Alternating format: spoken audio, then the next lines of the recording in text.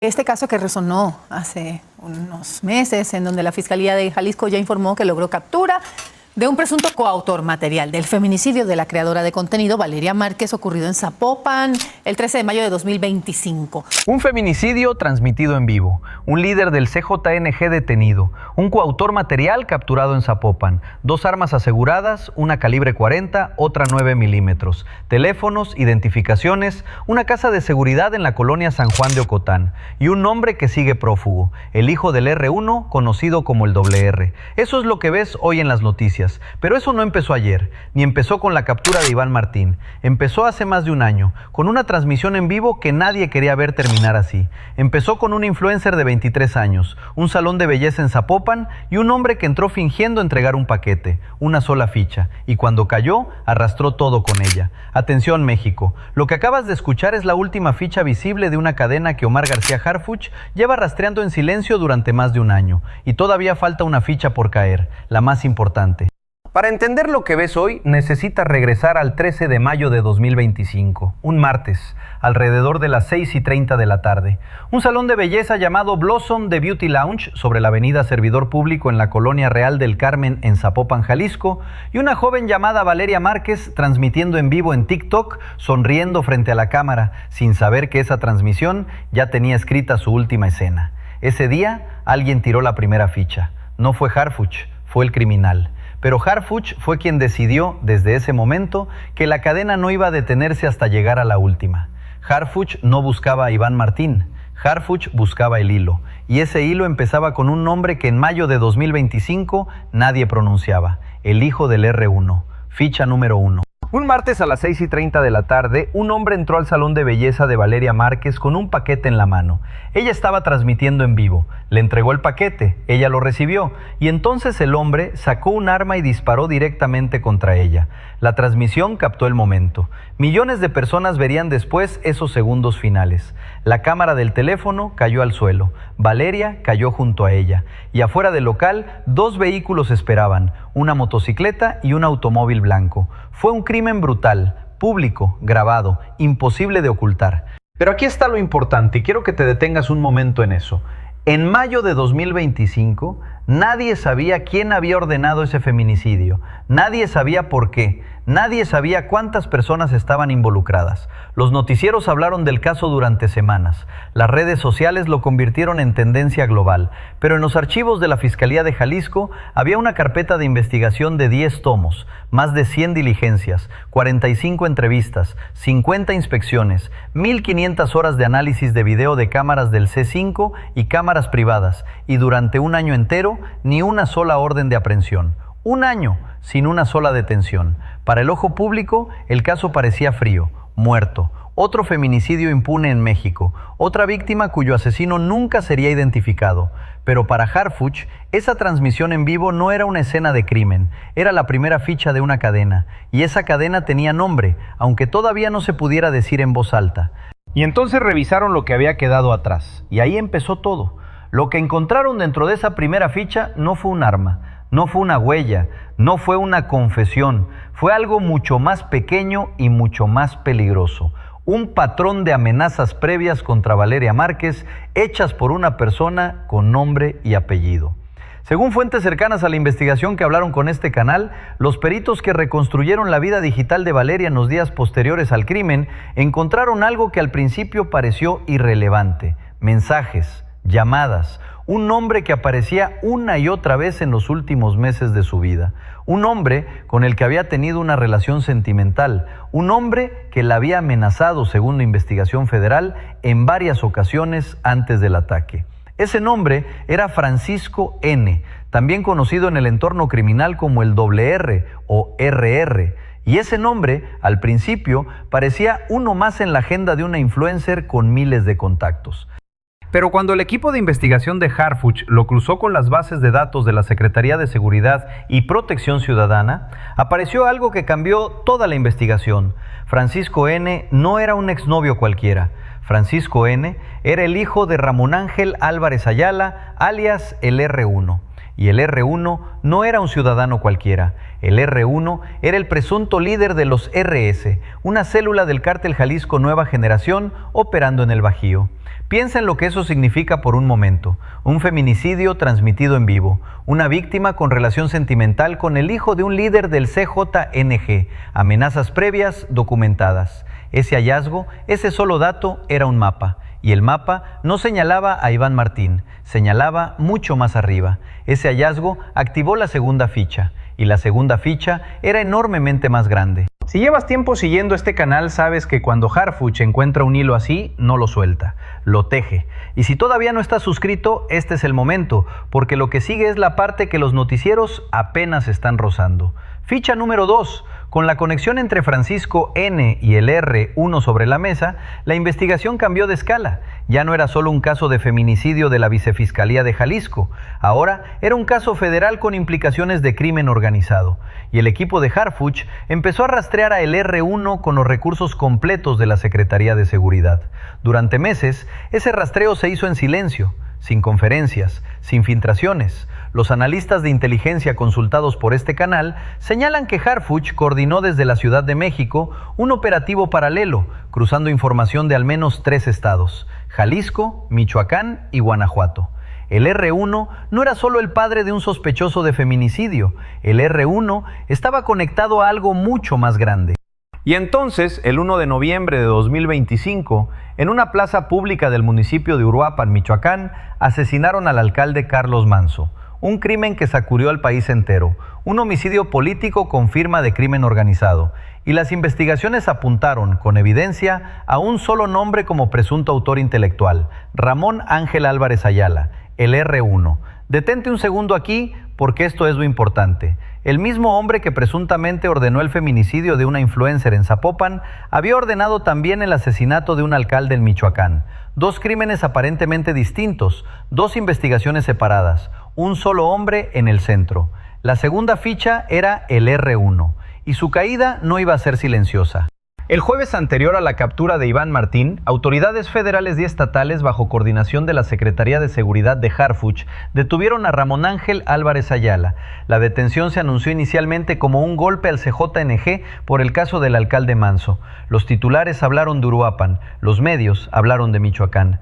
Nadie, absolutamente nadie fuera del círculo de Harfuch imaginaba que esa detención iba a activar la siguiente ficha, en un caso completamente diferente, a más de un año de distancia. Y dentro de esa detención encontraron la conexión que faltaba: Iván Martín N. La primera ficha fue una influencer asesinada en un salón de belleza. La segunda ficha fue el líder de una célula del CJNG detenido por el asesinato de un alcalde. La diferencia de escala es abismal, y todavía faltaban 2 fichas más. Harfuch no se sorprendió. Cuando le reportaron la conexión entre los 2 casos, hizo algo que solo hace cuando la cadena ya está corriendo por sí sola. No dio una conferencia inmediata, no filtró la información, solo autorizó la siguiente fase, como si ya supiera exactamente a dónde iba la cadena. Ficha número 3. Al día siguiente de la captura del R1, un viernes, Harfuch subió al estrado de la conferencia matutina de la presidenta Claudia Sheinbaum y dijo 4 oraciones que reorganizaron la investigación del feminicidio de Valeria Márquez. Cito textualmente: el hijo del R1 tenía una relación sentimental con Valeria, ya la había amenazado en varias ocasiones. Todo indica, esto ya se va a probar, que el hijo le pide a su papá, al R1, que cometan el feminicidio. Es una investigación distinta a la del alcalde Manzo, pero con esta detención también tenemos indicios para encontrar a la otra persona que tuvo que ver con el homicidio, que es el hijo de este sujeto. 4 oraciones, analicémoslas. Harfuch no dijo sospechamos, dijo todo indica, esto ya se va a probar. Esa formulación no es especulativa, es una declaración con evidencia detrás. Es alguien que ya tiene el expediente cerrado y solo está esperando el momento procesal correcto para presentarlo. Harfuch tampoco dijo el hijo colaboró, dijo el hijo le pide a su papá que cometan el feminicidio. La palabra clave ahí es pide. El hijo no ejecuta, el hijo ordena. El hijo es el autor intelectual del feminicidio. Y el R1, líder del CJNG, es el que operativamente lo hace posible. Y con esa declaración, Harfuch tiró la tercera ficha. porque desde el momento en que dijo esas palabras, el equipo de la Vicefiscalía de Jalisco ya tenía luz verde federal para ir por los coautores materiales, y ya tenían un nombre en la mira. Dale like si llegaste hasta aquí, porque esto apenas comienza. La tercera ficha no fue un arresto, fue una declaración pública que activó una operación conjunta entre la Vicefiscalía en Investigación Especializada en Atención a Mujeres, Niñas, Niños y Adolescentes, Razón de Género y la Familia, el Ejército Mexicano y la Guardia Nacional. 3 corporaciones, un solo objetivo y menos de 24 horas de ejecución, porque el sábado 1 de agosto la cadena tiró su cuarta ficha. Ficha número 4, Iván Martín N., el hombre identificado por la Fiscalía de Jalisco como presunto coautor material del feminicidio de Valeria Márquez. La persona señalada por la investigación como participante antes, durante y después del ataque. El eslabón operativo entre la orden de el R, el visto bueno de el R1 y el disparo dentro del salón de belleza. El operativo se ejecutó en la colonia San Juan de Ocotán, en Zapopan, un cateo con orden judicial firmada por un juez federal.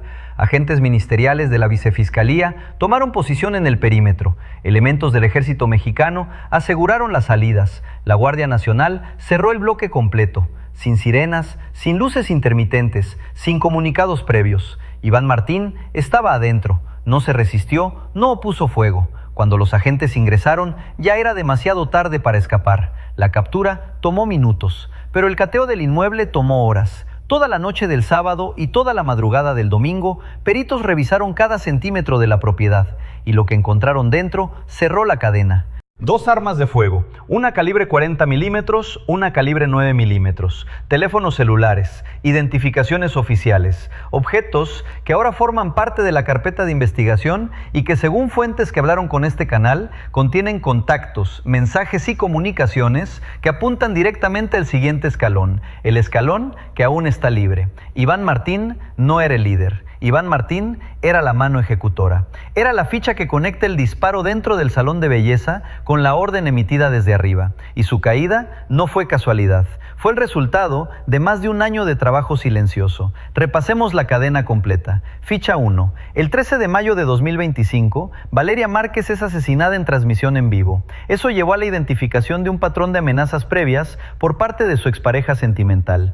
Ficha 2. La identificación de Francisco N. como el R, hijo de un líder criminal, reveló la conexión con el R1 y con el CJNG. Eso conectó el feminicidio con crimen organizado. Ficha 3. El 1 de noviembre de 2025, el asesinato del alcalde Carlos Manso en Uruapan permitió al equipo de Harfuch construir el expediente completo contra el R1. Cuando el R1 cayó, la investigación del feminicidio de Valeria se reactivó con evidencia federal. Ficha 4. El 1 de agosto de 2026, Iván Martín N. es capturado en Zapopan como coautor material. De una transmisión en vivo interrumpida por un disparo a la detención de un líder del CJNG por 2 crímenes distintos y ahora al primer coautor material formalmente procesado. 1 año, 2 meses y 19 días. Múltiples operativos, múltiples estados, una sola cadena. Si sumas todo lo que ha caído a lo largo de esa cadena, la escala es difícil de digerir.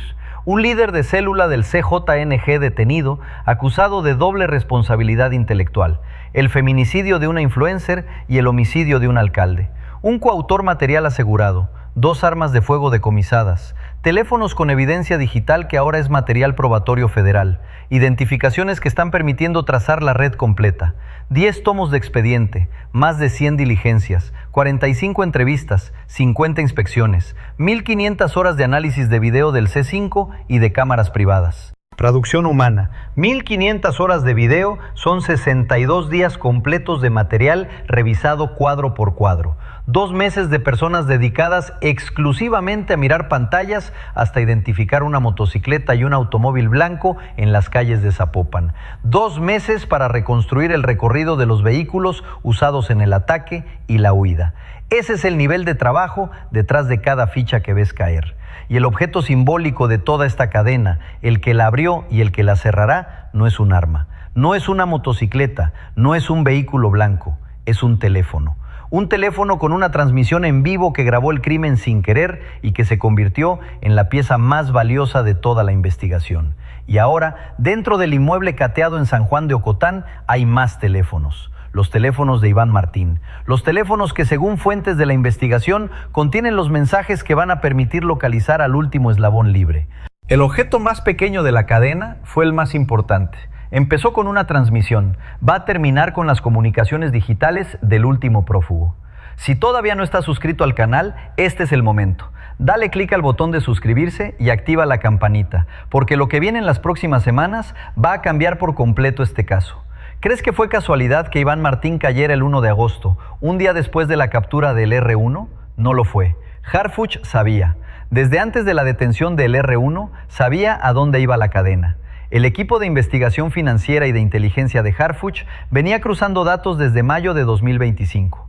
No empezaron a investigar el feminicidio cuando el caso se reactivó. Nunca lo habían soltado. Un operador de inteligencia promedio habría ido directo por el hijo de LR1 en el momento en que se identificó como sospechoso principal y habría fracasado porque no tenía evidencia procesal suficiente y porque habría alertado a toda la estructura del CJNG antes de tener las pruebas cerradas. Harfuch no. Harfuch fue por la cadena, ficha por ficha, porque sabía que cada ficha le daba la evidencia que necesitaba para la siguiente. Escúchame bien, la captura de LR1 no fue solo un golpe por el caso del alcalde Manso, fue también la condición previa para poder detener a Iván Martín. Sin LR1 en custodia, Iván Martín habría desaparecido en cuestión de horas. Con LR1 en custodia, la estructura de los RS se paralizó lo suficiente como para permitir el cateo en San Juan de Ocotán sin fuga. Harfuch no tiró la primera ficha por accidente. Cuando el crimen ocurrió en mayo de 2025, él no lo eligió, pero desde ese momento, cada ficha siguiente sí la eligió él. La eligió con precisión, con paciencia, con la disciplina de alguien que sabe que cuando la cadena empieza a caer, no se detiene hasta que cae la última, y falta una. La cadena tuvo 4 fichas visibles, pero hay una más, y esa ficha tiene nombre: Ricardo Ruiz Velasco, alias el R, alias RR, el hijo del R1, el presunto autor intelectual del feminicidio de Valeria Márquez, el hombre que según la investigación federal tenía una relación sentimental con la víctima, la había amenazado en varias ocasiones y le pidió a su padre que ordenara el crimen. Está prófugo. Lo confirmó Harfuch en la misma conferencia matutina. Cuando le preguntaron sobre su condición, la respuesta fue breve, casi cortante. Cito: está libre y estamos en búsqueda de él. Es parte de las investigaciones. Está libre, por ahora. Lo que Harfuch tiene hoy es significativo. Tiene a el R1 en custodia, tiene a Iván Martín procesado, tiene armas, teléfonos, identificaciones y comunicaciones digitales que están siendo analizadas por los peritos federales. Lo que le falta es igualmente específico. Le falta la ubicación exacta del último prófugo. Y la ubicación es lo único que separa esta cadena de su ficha final. ¿Cuántas semanas crees que va a durar libre el R? Escríbelo en los comentarios porque eso es exactamente lo que las autoridades federales están tratando de determinar en este momento. Cuando esa quinta ficha caiga, y va a caer, la cadena va a crecer una vez más, porque no va a caer sola. Con ella van a caer las comunicaciones, los cómplices logísticos, los operadores financieros que financiaron la huida. Lo que creías que era grande, va a ser mucho más grande. Regresa al inicio. Un martes cualquiera de mayo de 2025, un salón de belleza en Zapopan, una influencer de 23 años transmitiendo en vivo, un hombre que entró con un paquete, una motocicleta y un vehículo blanco esperando afuera, una transmisión que se convirtió en la escena de crimen más vista del año. Nadie imaginó, en ese momento, que ese crimen iba a activar una cadena que llegaría hasta la detención de un líder del CJNG, la conexión con el asesinato de un alcalde en Michoacán y la captura formal de un coautor material más de un año después. Nadie excepto Harfuch, porque Harfuch sabía que esa transmisión en vivo no era el final de una historia, era el principio de una cadena, y desde el momento en que revisó el expediente por primera vez, decidió que iba a empujar cada ficha, una por una, hasta la última. Cuando Harfuch empuja una ficha, no se detiene hasta que cae la última, y la última todavía tiene nombre, todavía tiene fecha, todavía tiene un contador corriendo en algún lugar.